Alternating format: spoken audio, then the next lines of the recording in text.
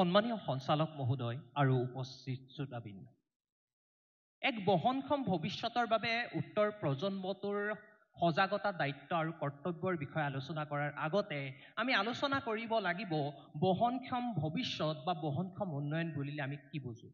1987 চনত ৰাষ্ট্ৰসংঘই গ্ৰহণ কৰা ব্ৰুকলেণ্ড ৰিপৰ্টত বহনক্ষম উন্নয়নৰ অৰ্থ সম্পৰ্কে বিশ্লেষণ কৰা হৈছে। ইয়াক কোৱা হৈছে বহনক্ষম উন্নয়ন হৈছে উন্নয়ন আৰু বিকাশৰ সেই পদ্ধতি যাৰ জৰিয়তে বৰ্তমান প্ৰজন্মৰ প্ৰয়োজনীয়তাসমূহ পূৰ কৰাৰ লগতে ভৱিষ্যত প্ৰজন্ময়ো যাতে নিজৰ প্ৰয়োজনীয়তাসমূহ পূৰ কৰিব পাৰি তাৰ ব্যৱস্থা কৰিব পৰা যায়। অৰ্থাৎ সংৰক্ষণ আৰু উন্নয়নৰ ধাৰণাটো একেলগে আগুৱাই নিয়াই হৈছে বহনক্ষম ভৱিষ্যতৰ মূল উপাদান।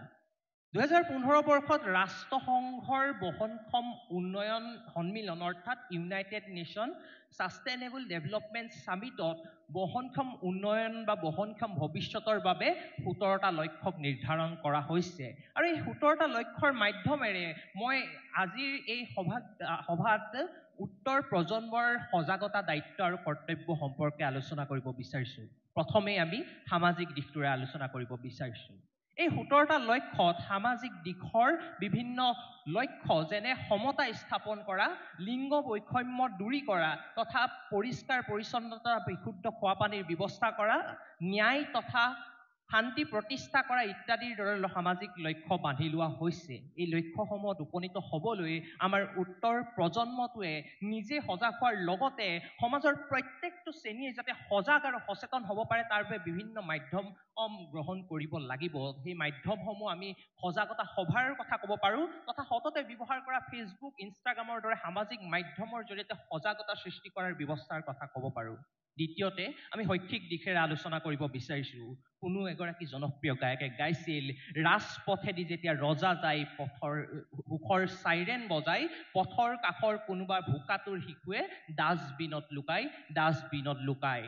এই সমাজৰ প্ৰত্যেক উঠি অহা প্ৰজন্মটোক আমি শিক্ষাৰ পৰা বঞ্চিত নহৈ যাতে শিক্ষাৰে শিক্ষিত হয়, যাতে তেওঁলোকে বহনক্ষম উন্নয়নৰ শিক্ষা লাভ কৰে, যাৰ জৰিয়তে সম্পদৰ সঠিক ব্যৱহাৰ তথা শান্তি, সমৃদ্ধি, সম্পদা প্ৰতিষ্ঠা কৰিব পাৰে তাৰ ব্যৱস্থা কৰিলেহে আমি বহনক্ষম ভৱিষ্যতৰ লক্ষ্যত উপনীত হ'ব পাৰিম। তৃতীয়তে আমি পাৰিৱেশিক দিশটোৰে আলোচনা কৰিব বিচাৰিছোঁ। পাৰিৱেশিক সংৰক্ষণ তথা জলবায়ু পৰিৱৰ্তন ৰোধ কৰাৰ লক্ষ্য এই 17টি লক্ষ্যত গ্ৰহণ কৰা হৈছে। তাৰ বাবে আমি উত্তৰ প্ৰজন্মটোৱে পৰিৱেশৰ ওপৰত আমাৰ যি উন্নয়নমূলক কাৰ্যৰ জৰিয়তে কিছু অত্যাচাৰ সংঘটিত হৈছে, সেই অত্যাচাৰসমূহ সংঘটিত নোহোৱাৰ বাবে যিসমূহ ব্যৱস্থা গ্ৰহণ কৰিব পাৰি, সেয়া লাগিলে সজাগতাই হওক বা বিভিন্ন সংৰক্ষণমূলক কাৰ্যই হওক, তাৰ বাবে উচিত পদক্ষেপ গ্ৰহণ কৰিব লাগিব। ইয়াৰ পিছতে আমি ক'ব বিচাৰিম গোলকীয় নাগৰিকত্বৰ কথা। গোলকীয় নাগৰিকত্বৰ অৰ্থ হৈছে আন্তঃৰাষ্ট্ৰীয় সীমাৰ পৰিধি ভাঙি প্ৰত্যেকখন ৰাষ্ট্ৰত ঘটা যিসমূহ সমস্যা আছে, সমস্যাসমূহ নিজৰ বুলি ভাবি আমাৰ উত্তৰ প্ৰজন্মটোৱে নিজৰ দায়িত্বসমূহ পালন কৰিব লাগিব। ইয়াৰ বাবে আন্তঃৰাষ্ট্ৰীয় কূটনৈতিক ক্ষেত্ৰ বা ৰাজনৈতিক ক্ষেত্ৰখনত উত্তৰ প্ৰজন্মই এক সঠিক আৰু সবল ভূমিকা গ্ৰহণ কৰিব লাগিব। ইয়াৰ পিছতেই এই লক্ষ্যসমূহত চৰকাৰ তথা জনসাধাৰণৰ মাজত বন্ধুত্বপূৰ্ণ সম্পৰ্ক প্ৰতিষ্ঠা কৰাৰ কথা কোৱা হৈছে। যিকোনো এটা কাৰ্য সম্পাদন কৰিবলৈ সেয়া বহনক্ষম উন্নয়নৰ ক্ষেত্ৰত আমি চৰকাৰৰ ওপৰত নিৰ্ভৰ কৰিব লাগিব, কিন্তু কেৱল মাত্ৰ চৰকাৰৰ ওপৰত নিৰ্ভৰ কৰিলে নহ'বই। আমাৰ উত্তৰ প্ৰজন্মটোৱে চৰকাৰৰ সৈতে সমিল মিলেৰে তাৰ বাবে উপযুক্ত পদক্ষেপ গ্ৰহণ কৰিব লাগিব। আৰু এই লক্ষ্যসমূহ আমি সফল কৰিহে আমি বহনক্ষম উন্নয়নৰ যি সপোন, বহনক্ষম ভৱিষ্যতৰ যি সপোন, সেই সপোনত উপনীত হ'ব পাৰিম। কিয়নো সপোন আমিও দেখোঁ, সপোন আমাৰ বিকশিত সমাজৰ, সপোন আমাৰ বহনক্ষম ভৱিষ্যতৰ। ধন্যবাদ।